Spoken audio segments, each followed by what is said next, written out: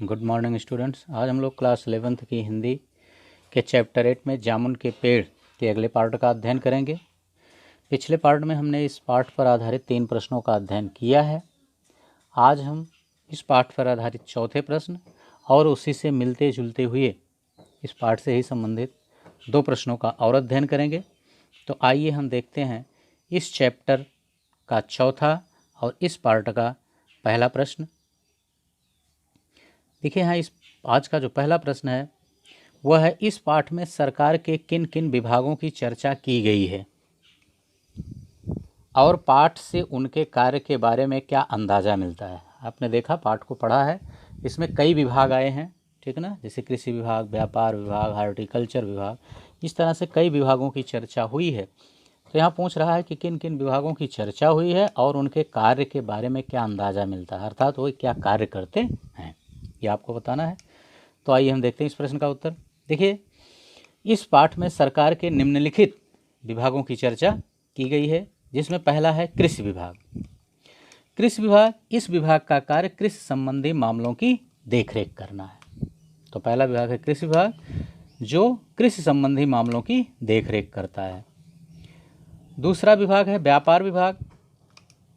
इस विभाग का संबंध देश में होने वाले व्यापार से संबंधित है, यानी जो भी आयात निर्यात होता है व्यापार विभाग ही उसको देखता है। तीसरा विभाग है हॉर्टिकल्चर विभाग।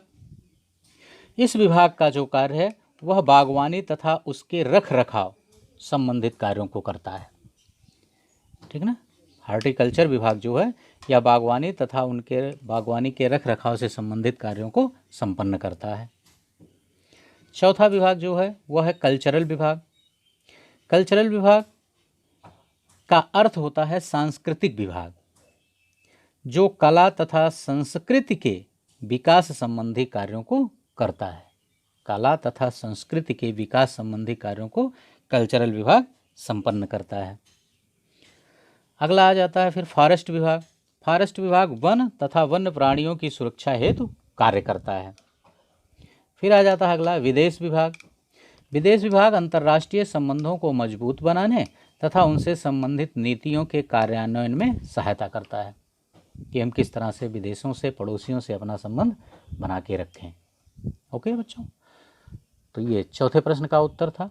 इसमें 6 विभागों की चर्चा हुई है, कृषि विभाग, व्यापार विभाग, हॉर्टिकल्चर विभाग, कल्चरल विभाग, फॉरेस्ट विभाग और विदेश विभाग की, और इनके क्या क्या कार्य हैं उसे मैंने अभी आपको बताया। तो आइए अब हम इस पार्ट का दूसरा और पाठ का 5वां प्रश्न देखते हैं। देखिए, यह कहना कहाँ तक युक्ति संगत है कि इस कहानी में हास्य के साथ साथ करुणा की भी अंतर्धारा है?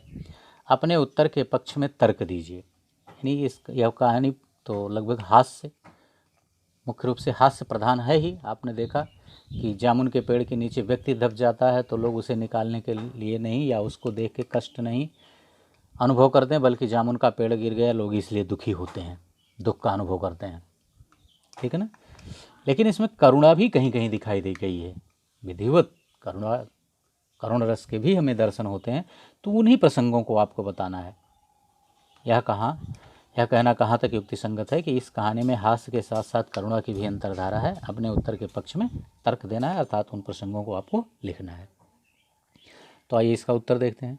देखिए, इस कहानी में हास्य के साथ साथ करुणा की भी अंतर्धारा है, मैं इससे पूर्णतया सहमत हूँ, क्योंकि कहानी के आरंभ में ही हास्य दृश्य उपस्थित होता है। जब जामुन के पेड़ गिरने पर सभी उसके रसीले फल का ध्यान करके अफसोस व्यक्त करते हैं, लेकिन कोई भी उस पेड़ के नीचे दबे व्यक्ति की कराह को नहीं सुनता है।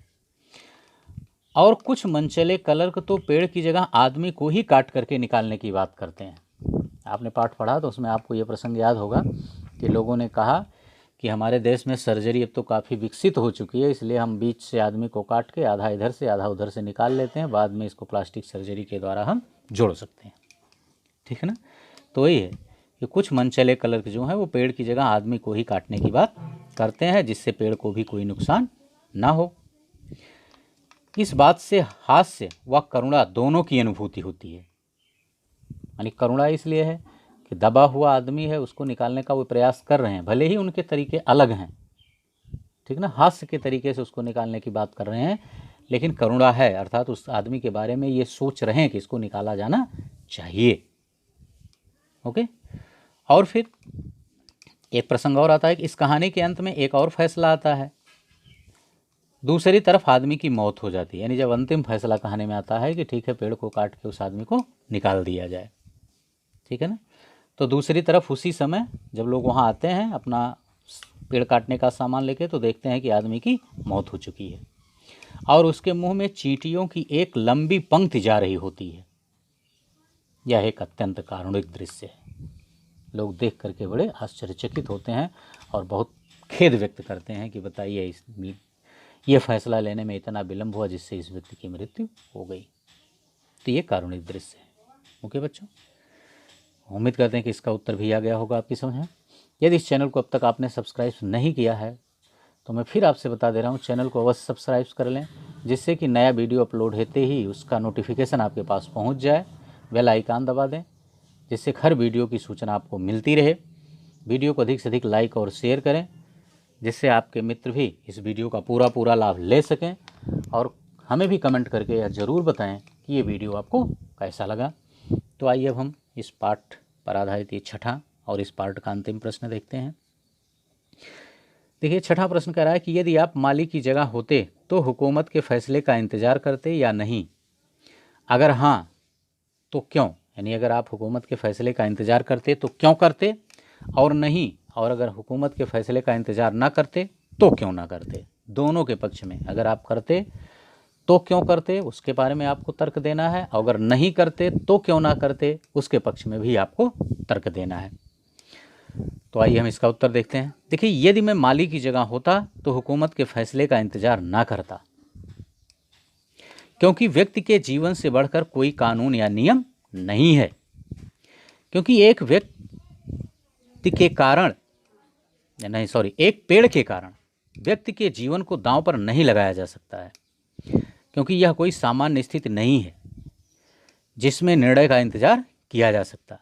एक गिरे हुए पेड़ के कारण आदमी की जान जाने वाली थी, अतः हम किसी प्रकार का खतरा उठाए बिना लोगों की